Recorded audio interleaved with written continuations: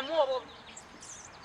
Kati tumalire ddala kwali eri. Aya tumalirayo gantuyite wano kukola nkola. Kasajja kamanyirako kalinganga kasirusi lungazo manyira. Oyinza okuddako n'omanyira otyo omuntu ategeera.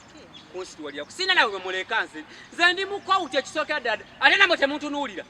Nokuba otunuulira obusigwa bwabwo bajjudde abantu buli talina wadde amagezi n'akamu n'akamu. Olwo tukole tutya. Tugende muno mutegeera nnyo muli mu nnimiro mulimu nnyo amagezi. Ate nza okubabalamu amagezi mu. Njaba kubamu. Njaba kuba mboonooni. Zino emboga zino. Sirusi utalimu wadde amagezi. Omuntu n'owaata emboga n'owaata kikola ku kikola. Omala kwevaamu n'ogamba naye nga situka ku kinyusi. Nga situka ku muwula. Kankwate emboga bafumbe balye. N'ogyevaamu. Kugazi obugazi gwe musobola okuddeko okutima. Ali ne weeyogeza wadde okuddamu.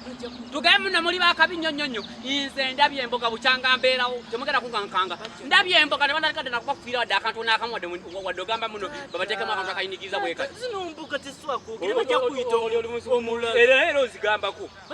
Era ozigambako. Loloko uli omuzi. Bwe namwe ne mugagala bugagasi bwe mutulo tukole tutya. Kiki kyemutukoledde owujjako gejjuuka ne babagula siringi 5 ku 10. Tewali kalungi tubafunyamu yadde n'akamu. Loloko tunuulya. Nze njaba kuba mmwe. Njaba warava. Kunsimanyiira.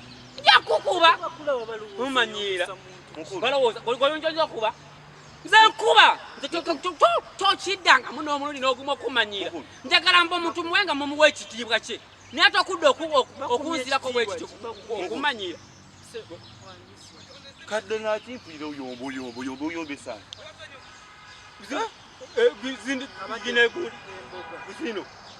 Zino emboga. Fwe omusajja omukulu ategeera n'okutegeera. Nyini mboga gwali mukumanyira.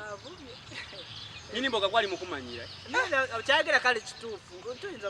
Tuyinza kudda ku mboga n'ozivuma mu butuufu. Kati kwe kama nzireko emiti emito gitayaye gityo nga giwulana dda gigolola. Zobwedda ndowooza olina muntu gw'oli kwogera naye ku ssimu oba olina gw'obadde oli mu kuvuma oba biki.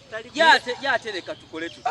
Okuyombesa bino ebitayogera nga gwayogera wooli lwaki sidda ate ku Anto, nyombesa gwenyini emboga. Nga naziza gwaki. Kubanga okuyombesa ate emboga ezitayogera kakati gwe mukulu oyimiridde mu mboga zange.